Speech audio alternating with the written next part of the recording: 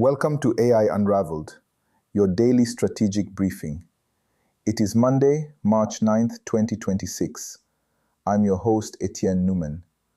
Today's special is sponsored by DjamgaMind. If you want to skip the ads and get this intelligence straight to your ears, click the link in our show notes for our premium DjamgaMind feed. For years, we've used Copilot as a research assistant. Today, Microsoft changed the job description. With Copilot Cowork, AI is becoming an autonomous agent that lives in your calendar and email, executing work for hours in the background. We are unraveling the fire and forget revolution, the new Agent 365 governance platform, and why the $99 E7 tier is the new gold standard for the modern office. Let's get into the news. Picture this. You are sitting at your desk and staring at a screen that just feels like a wall of demands. Oh, yeah, we have all been there. Right. You have an overflowing inbox, a calendar packed with overlapping, and let's be honest, mostly unnecessary meetings. Totally unnecessary. And a to-do list that is just completely out of control. Now, I want you to imagine a world where instead of rolling up your sleeves and diving into that mess, you could just tell your computer, handle it. Just handle it. Exactly. And then you actually walk away to get a coffee. Not just ask it a question or have draft an email for you to review, but genuinely hand off the workload and trust that it will be done. It sounds like magic, honestly. It really does. But welcome to the Deep Dive. Today we are looking at a stack of incredibly timely sources that suggest this scenario isn't science fiction anymore. Not at all. We are pulling from a brand new CNET article published today, March 9, 2026, by Caitlin Shadrawi. It's titled AI Agents at Work. Microsoft Copilot is getting its own version of Claude Cowork. And we also have a targeted briefing we are looking at on the dawn of autonomous Copilot Cowork. And it is a profound shift we are talking about today. Our mission with this deep dive is to explore how Microsoft's latest updates are transforming artificial intelligence from a needy chatbot into an autonomous digital colleague. A real colleague. Right. We're going to uncover exactly what this means for the future of your white-collar workflow, the underlying strategy shaking up the tech world right now, and the day-to-day reality of sitting down at a desk to work in this completely new paradigm. Okay, let's unpack this, because if you have been using AI at work over the last couple of years, you know that it often feels a lot like, well, babysitting. Yes. Babysitting is the perfect word for it. I'm actually borrowing that term directly from Charles Lamanna. He's Microsoft's president of business apps and agents. He pointed out that up until now, using AI meant guiding it step by step. You had to hold its hand. Exactly. You write a prompt, it spits out an answer, you correct the answer, you ask it to format the data differently, you check it for hallucinations. I mean, it is helpful, sure, but you are still very much in the driver's seat. The cognitive load was still entirely on the user. You were essentially acting as a middle manager for an intern who meant well, but completely lacked broader context. Exactly. What Microsoft just announced represents a fundamental break from that model. They are introducing a massive new feature called Copilot Cowork. And the defining characteristic here is autonomy. Real autonomy. Right. This is designed to independently complete multi-step assignments without any human supervision. It has access to your files, your emails, your calendar. It can autonomously create spreadsheets, run reports, do research. Caitlin Shadrawi's CNET article mentioned a wild real-world test of this by Lamanna himself. He handed over 3 months of his executive schedule to Copilot Cowork to clean up. 3 whole months? Yeah. How did the AI actually handle an executive's calendar without making an absolute mess of it? It's fascinating because it didn't just look for empty time slots or obvious double bookings. The AI cross-referenced his vast email history, past calendar data, and internal organizational structures. Wait, so it was actually reading his old emails to understand the context of the meetings? Yes.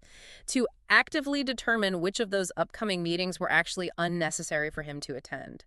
It evaluated his practical importance to every single meeting on the docket. Wait, hold on. Offloading a spreadsheet formatting task is one thing, but letting an AI decide which meetings to skip, what about the social friction there? Oh, the politics of it. Right. If I'm an executive and a bot declines a meeting with a sensitive client or a key stakeholder, isn't that a massive risk? How does it know the political nuance of who it can brush off? That is the exact hurdle that has kept these systems as mere chatbots until now. But the AI isn't just bluntly deleting calendar blocks in the dark. It presented Lamanna with a highly visual, easy-to-read chart of its recommendations first. Oh, okay. So he got to review it. Right.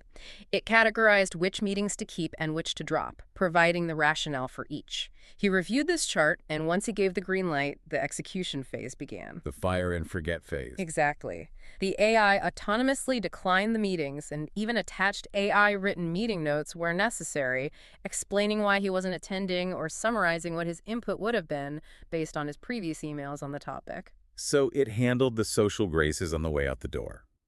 The CNET piece noted this entire process took the AI about 40 minutes to run in the background. Lamanna described it as delightful and practical, noting it saved him and his executive assistant hours of tedious calendar management time. Time they could immediately redirect toward more important strategic duties. It is a profound psychological shift for the worker. We have spent the last few decades learning how to interact with software by being the operator. Right. You click the buttons, you drag the cells in the spreadsheet. Exactly. Now you are stepping back and becoming the orchestrator. You are managing outcomes rather than managing processes. Lamanna summarized this by saying Cowork is the new chat, calling it a fire and forget model. You launch the request, and you forget about it until the finished product is on your desk. Here's where it gets really interesting, though, because the underlying tech reveals a very unexpected twist in the corporate AI race. The sources emphasize that Microsoft didn't build Copilot Cowork in a vacuum. They built it in direct collaboration with Anthropic. That is a massive detail. It's somewhat shocking. Microsoft is famously the primary backer of OpenAI, the creators of ChatGPT. And yet here they are partnering deeply with Anthropic, one of OpenAI's biggest rivals, to build a flagship autonomous feature. It even feels similar to Anthropic's own Claude Cowork. It's fascinating here is Microsoft's strategic positioning. They are effectively playing Switzerland in the AI wars. Neutral territory. Right. They're choosing not to pick a side in the growing feud between these major AI startups. Instead, they are positioning Copilot as the ultimate neutral ground, the foundational operating system for work.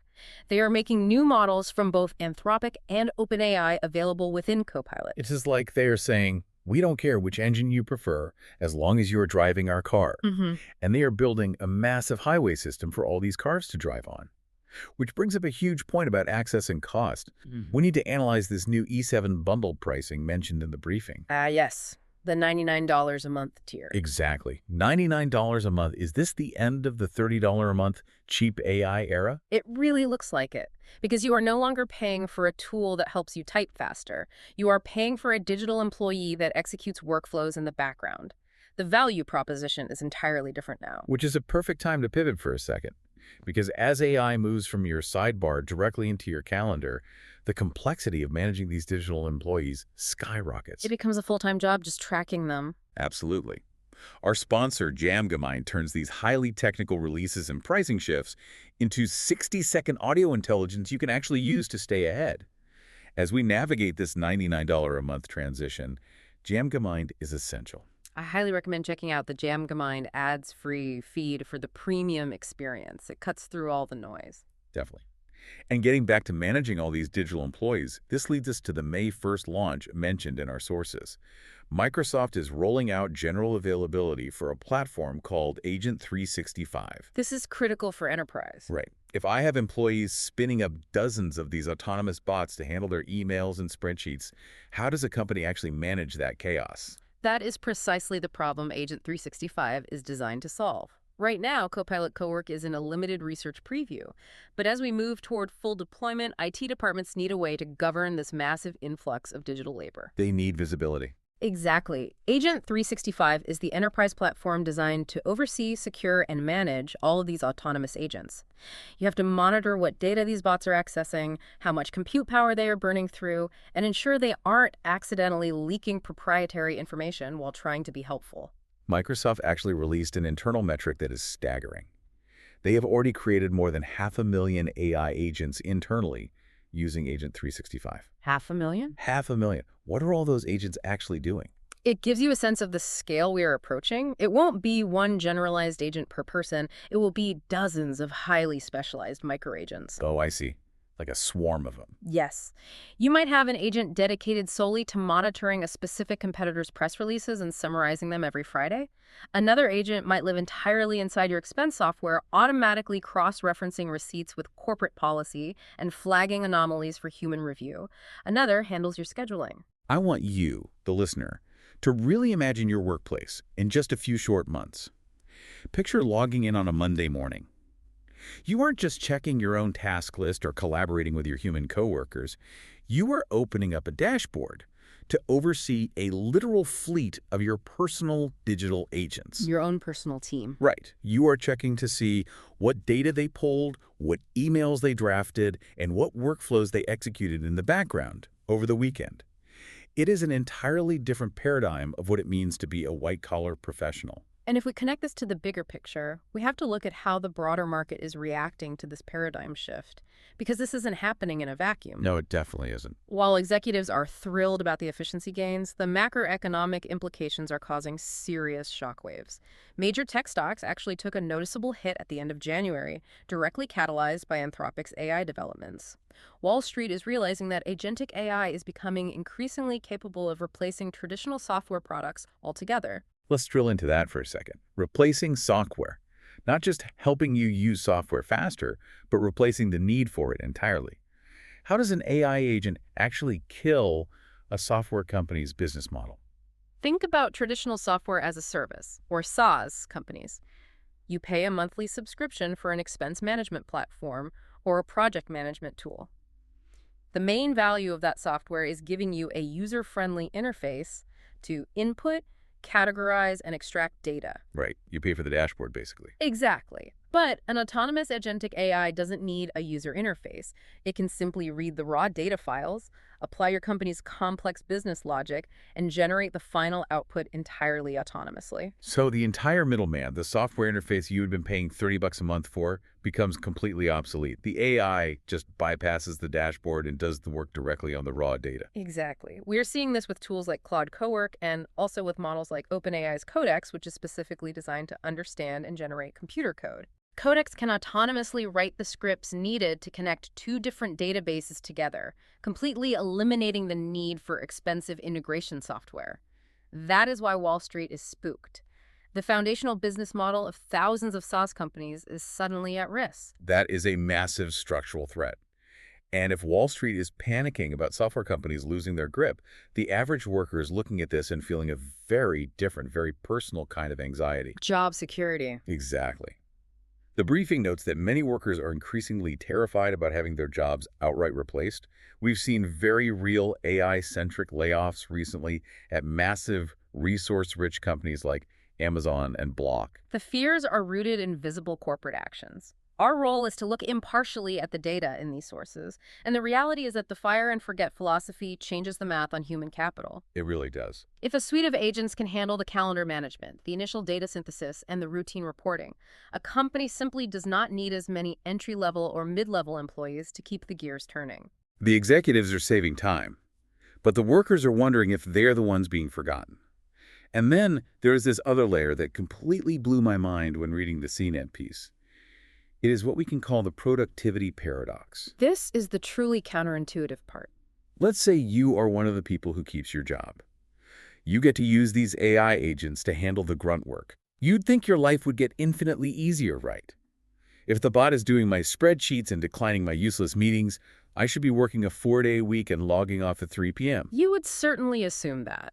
But the sources highlight a highly counterintuitive finding. Studies are showing that for those who keep their jobs, AI might actually make their work days longer and noticeably less enjoyable. Let's really dig into that paradox. Why on earth would work become harder if a digital agent is doing half of my tasks for me? This raises an important question about the nature of the tasks we actually perform throughout a typical day. When you eliminate the low-level routine tasks, the administrative busy work, what are you left with? Just the hard stuff. Exactly. You are left exclusively with high-level, complex, emotionally demanding, or deeply strategic tasks.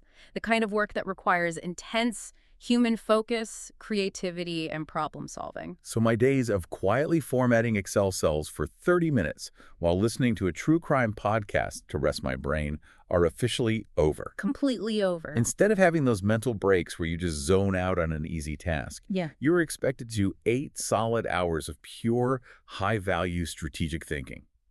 That sounds utterly exhausting. The cognitive load of constantly operating at that strategic peak is immense. Furthermore, management's expectation of human output calibrates to the new baseline. Oh, right. Because the floor has been raised. Exactly. If an AI can do the baseline data processing instantly, then the human's quota for strategic output goes up exponentially. It transforms the nature of your workday from a manageable mix of easy and hard tasks to a relentless marathon of deep work. And on top of that, you now have the added stress of constantly monitoring and managing a fleet of digital agents to ensure they aren't making autonomous mistakes. So what does this all mean? I want to speak directly to you listening right now. Like any major technological revolution, the technology itself is neutral. It's the implementation that matters. Absolutely. How your specific company and how you as an individual choose to integrate these autonomous tools will entirely determine your reality over the next few years. Are these tools going to genuinely give you your Friday afternoons back to spend with your family?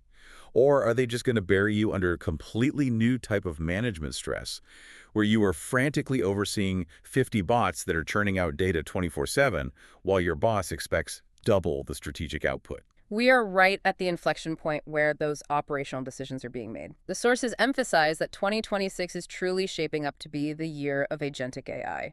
We are moving past the novelty of text generation and into the era of background execution. Time for a quick recap of everything we just covered in this deep dive.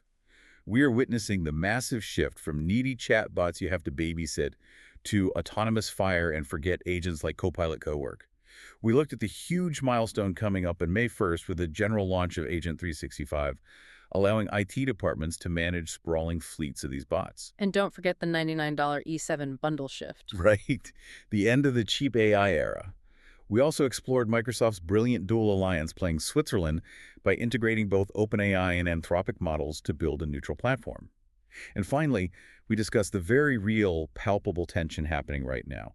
Wall Street panicking over AI replacing traditional software, and the productivity paradox where workers face a grueling new standard of continuous, high-level strategic output. The transition from human operation to AI delegation is no longer a future concept. We are seeing this accelerate rapidly, not just in corporate software, but with open source projects like OpenClaw. Oh yeah, OpenClaw is fascinating.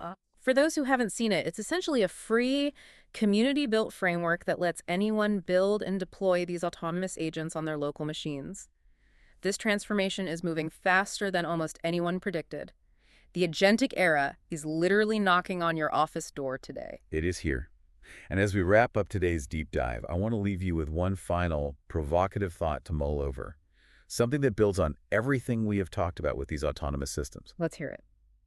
If your Copilot Cowork agent is independently analyzing your inbox, finding the meetings you don't really need to attend, and autonomously declining them with an AI-written note, and your colleagues are simultaneously using their own AI agents to try and schedule those very same meetings based on what their bots think is strategically important, at what point does the modern white-collar workflow just become two algorithms negotiating with each other in the background while the humans just sit there and watch? That is a wild thought. Think about it. Until next time. That concludes our special report on Microsoft's agentic pivot. The signal for today is delegated autonomy. We aren't just prompting anymore, we are managing. This episode was made possible by DjamgaMind. If you found this technical deep dive valuable, but want to skip the ads next time, join our premium DjamgaMind ads-free feed on Apple Podcasts. I'm Etienne Noumen.